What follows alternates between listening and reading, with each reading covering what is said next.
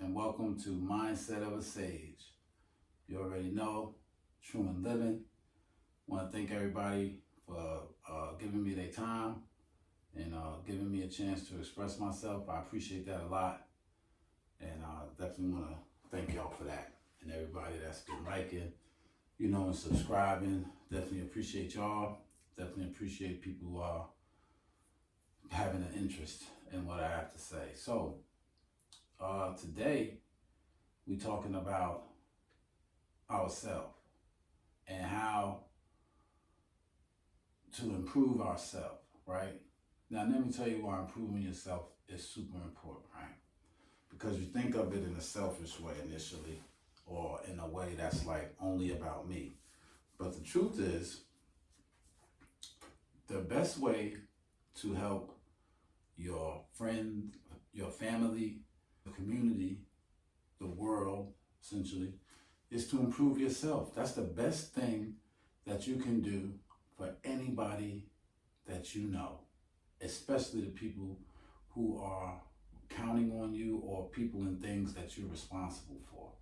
The best thing you can do for them is improve yourself, right? It's not surface things. It's not so much of the tangible things that we think of in our mind, because the truth is a lot of that stuff got to do with us and not necessarily them. And a lot of the stuff that we get caught up in, it has a lot to do with us. But anyway, so working on yourself. This is the best thing we can do. And so for me, it's like it's a lot of aspects to it, but there's a few I feel are the super key essential ones to it, sort of like the foundation. And without these, you can't really do it. So the first thing you have to do is identify, who am I, right? Who do I want to be? See, who am I? And then who do I want to be? Because if the two are not like this, then you got some work. And we all know this individually. This is not something that we so it's not something that you have to be outside of what you want. Because one of the major problems that we have essentially is we compare ourselves to people, right? And so that's so counterproductive, because each person is super unique to themselves. There'll never be another you. Like your son, I have children, my son is not me. None of the girls, nobody is me but me. Nobody is you but you. So in that aspect, who do you compare that to? Who can you compare you, a one of a kind, an original, one of one, never be another? Who do you compare that to? You see? So this is why you define your life. So the first step to that is, who am I, right? So take a look at yourself right now, right? You write your shit down. Who am I, right? As far as your beliefs, what you value, what you think is important, right? Evaluate that. And then equate that to who you would like to be, right? And then kind of see the gap in that, see how close you are to that, because a lot of us may not be that far away. Some of us could be like, ways away. The next thing you want to do after you do that is, what does it take to become who you want to be? You understand? And not in a financial way. Again, this is not a monetary thing, because money, it's not about the money here. This is when we're talking about self now. Getting money is different, and it's not about hard work. I tell you that right now, because if working hard was all you had to do to get money, the majority of people would be wealthy and rich. Okay? So get working hard out of your head as far as like the end all be all. Now, so what I'm talking about here is the three aspects of what does it take to become a better you, or the person you want to be. It's spiritually, emotionally, and socially. Those are, to me, are the three aspects you have to really tap into, right? Now, after you assess that, then you say to yourself, well, am I willing to do that, right? So after you look at where you are and where you want to be and what it's going to take to get where you want to be, you ask yourself, are you willing to do that? Whatever it may take. You understand? And so that's what I believe that it's about. Now, self-analysis, right? The best way to help to be of service to anybody, like I said, is to improve yourself. So we all have expectations, right? Meaning as as children of somebody, there was an expectation placed on us. As people growing up, having different skill sets, different body structures and body, way you look, all these things create expectation, whether it's high or low, whatever the case, false, right, or reality, it all depends. So who you want to be is tapping back into when I was saying about us being unique and being one of ones. Who you want to be is who you want to be. You understand? It's not what I think. It's not what she thinks. It's not what your mom thinks. It's not what anybody thinks, man. Who do you want to be? Right? What type of person do you want to be? It's really up to you. And so once you tap into who you want to be, now you have to get into the three aspects that I talked to you about, which is the spiritual part, the emotional part, and the social part. Now, why do I have them in that order? Because for me, the first place you have to start is spiritually. You have to know what it is you believe and why you believe it in a definitive way. Because a lot of us have different faith systems and different ideals that come from faith that haven't necessarily been our own, that we've gotten to on our own, right? We haven't gotten there on our own travels. They've been embedded, right? Things have been told, repeated over and over. So it's kind of like just all we know, essentially. So that part we'll leave for another time. But as long as you can identify that and be able to tap into that, that kind of spirituality part, you should be okay. But just remember that everything starts with you. So whatever help or whatever assistance you feel like you may need, it all starts with you, right? So you have to make a choice. You have to choose to create anew. You have to choose a different type. That spiritual part, which is, like I told you, it's the first place you got to start. The next place to go is emotionally. Now, what do I mean emotionally? We have to be able to control and manage our emotions.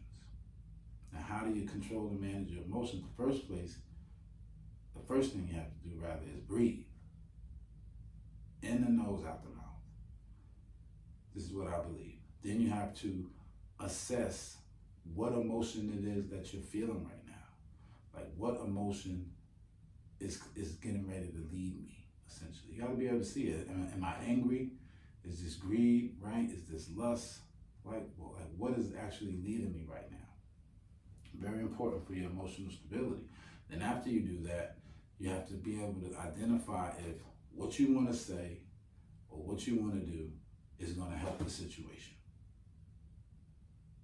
Right? Because if what you want to say is not going to help, then that means what? It's going to make it worse.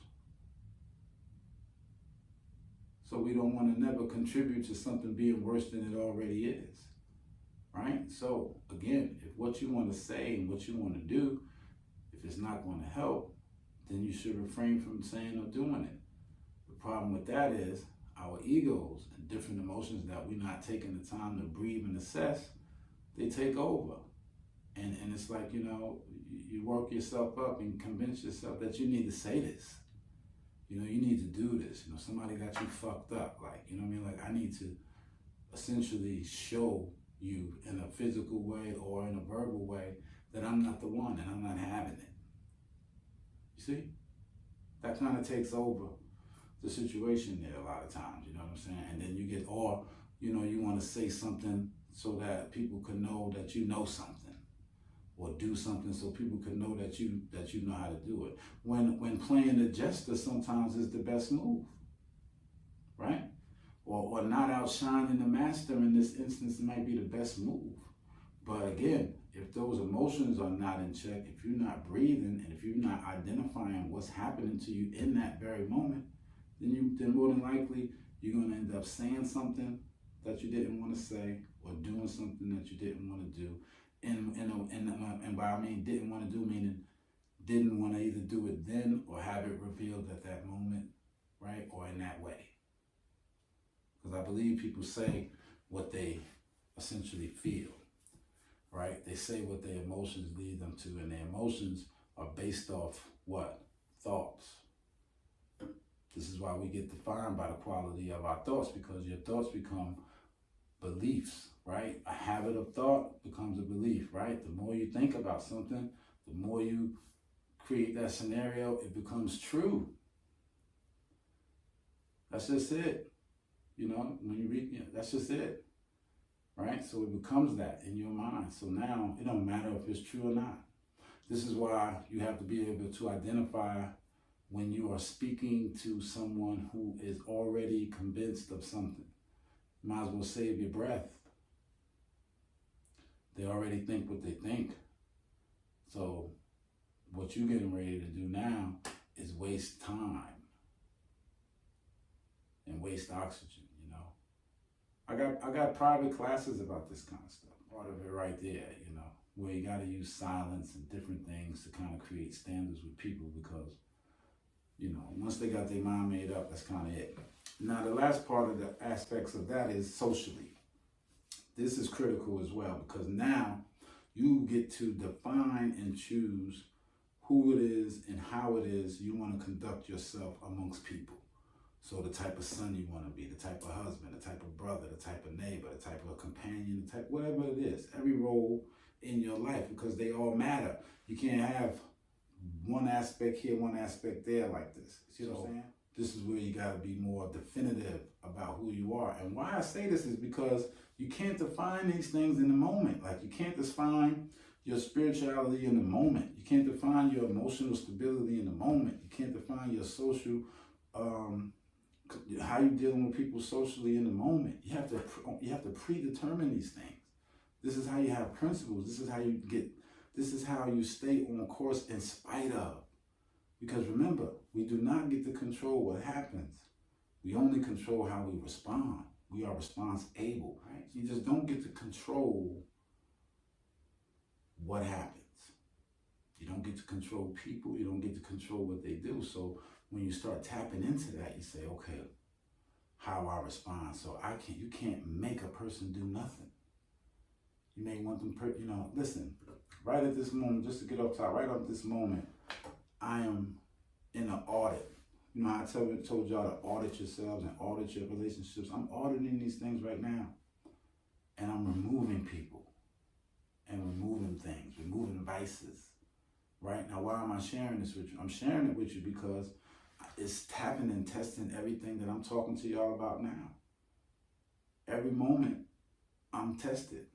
Because not an hour goes by where I'm not either thinking about these people I'm removing, or I'm thinking on the other aspect of it. So it's like constantly occurring. And each time I have to breathe, right? I got to take a deep breath. I got to recognize what emotion is happening. Am I having a euphoric recall? Because remember, this happens a lot of times when you start detaching. You have euphoric recalls. And it's like, yeah, I can't, you can't walk away from that. You can't not use this or not do that, right? But the reality is, you got to look at it in totality and be like, this is when we start to, this is why I said you have to define it before it happens. You have to choose who you want to be before things happen. So that when things happen, you already defined it. I already know where I stand with this. It's a principle thing. It's not emotional. Then this is how you start to remove the emotion that way. Right? You say, well, why you do that? You don't really got to tell them. You know you did it because it's my principle. This is who I chose to be. This is how I chose to live. So when these things happen, this is what I do. Even if I feel nerves, even if I see false evidence appearing real, I am going to do this. I am going to do that. And once you have that defined, and once you really start to visualize that and tap in, tune in, and align with that, you start to see that. You get to see things a lot of times before they even happen. And you'll be more than prepared in the moment. No qualms with anything one way or the other. Right? This is when you start to understand that you have no problems at all. Right? Once you start existing in that space, you're really getting on something. So I'm going to start wrapping it up, though, because I know I'm getting long-winded. So now, we defined all that. Okay, so who am I? to who I want to be. What does it take to get there? Not finance, but spiritually, emotionally, and socially. Now, am I willing to do that? This is the key part. So, whatever it is you want to do, whoever it is you feel you need to create anew in your life, like aspects of you, right? I'm no longer this, I'm that. What does it take to do that? Right? What are the action steps needed? And then are you willing to do that? Are you willing to give up what you need to give up to be that? Are you willing to not be in these type of places in order to be this or in order to have this? Right? Simple questions, but monumental to a person's life and well-being, because again, you got to define it before it happens. So when somebody asks you, are you willing to do it? You got to already have it defined. If it's something that's dealing with me improving my life in any way, I'm willing to do it. So then you know your answer's already made up before it even happens. Once you get it, you assess it, it vibrates to you, we conform. See? It gets to be that simple. Where it gets hard is when you be like, well, I think, I kind of want it, that's all emotions. This is all shit pulling you all kind of ways. It's going to be hard as hell to make the decision. Then you're calling people, asking them what you should do, as if they in the mix. Let me tell you something about making a choice about something or a decision. When it's not on you, most times people can make that shit clear. Tell you right what to do or not to do, whatever they thinking anyway, when it's not on you. But when it's on you, same question, same scenario. Now you're talking about you're only human and all this kind of stuff. So be mindful of that when you're dealing with people. So are you willing to do what it takes to get where you want to get? Very important. This is where everything comes into place, because there used to be a song, if you're old enough to know it, then you might know, it's called Man in the Mirror by Michael Jackson, right? And so Mike used to say, and it's a verse, I'm starting with the man in the mirror. I'm asking him to change his ways.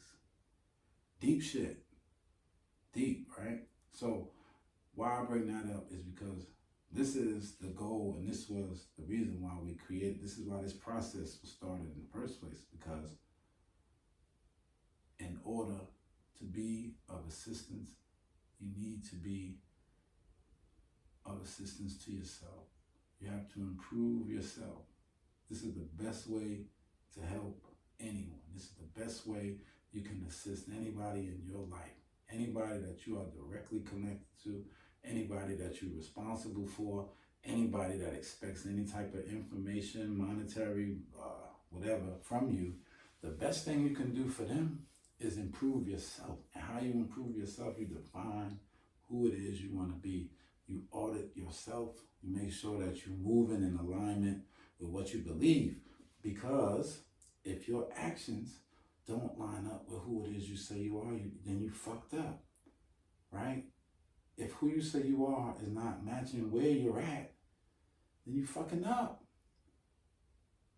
You understand? If the people around you is not the people that you envision being around you based off what you thought your shit, where you thought shit was going, then you're fucking up. You gotta tap in, tune in, and turn on. You gotta quickly align with yourself. Because one thing about alignment is it leads to abundance, and there's no time frame on that. It's just about you aligning. It's about you vibrating and attracting that shit. So the quicker you can tap in, tune in, and turn on, the more the abundance and the more the things that you have coming to you can get to you. But you got to remember, abundance does not like lack. It will not live with lack. It will not coexist with lack. So if you have any type of lack flowing through your mindset, in your vibration, forget about abundance in a consistent way. Because like I said, it can't live there. So if you the type of person think all good things come to an end, forget it. If you the type of person who think you need to wear things around your neck and stuff, forget it. You jumping over brooms and shit and spitting and stuff all the time, forget it. There's too many things that you have based as a contingency on things going well for you. You understand? This is the thing I'm telling you. This is what we're going to end with. You have to make sure that you're lined up with this man, right? So define your shit, identify who it is you want to be, how you're going to move, and then live in that light and watch your whole life get better, though. This is what I know. So I'm telling you, I'm telling myself, as I'm telling you, we're going to all line up. We're going to align. We're going to see it manifest in each other. We're going to watch things get better and better for each other. We're going to see it. Everything's going to improve, right? From the abundance of mindset, right? From the shift from lack to abundance.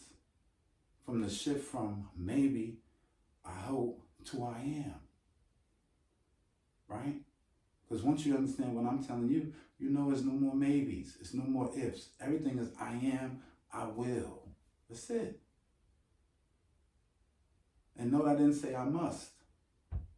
It's a different type of vibration than that altogether, but we'll get to that in another show. So, yeah, man, I just want to thank everybody, you know what I'm saying, for hanging in there with me. I know I got a little long-winded at the end. I got a tendency to do that, but I just want to thank y'all for hanging in there with me. I appreciate it. Don't forget to like and subscribe. Don't forget to tap in, tune in, turn on. Don't forget to unlock the real you, which is that voice that we hear when we're not speaking at all, right? Mouth closed and you still can talk. That you, the part that can see your future and your past, those eyes, right? When you tap in with that, and you're going to see everything going to go the way you want it to go, man. All right, man. I appreciate y'all watching. See y'all next time.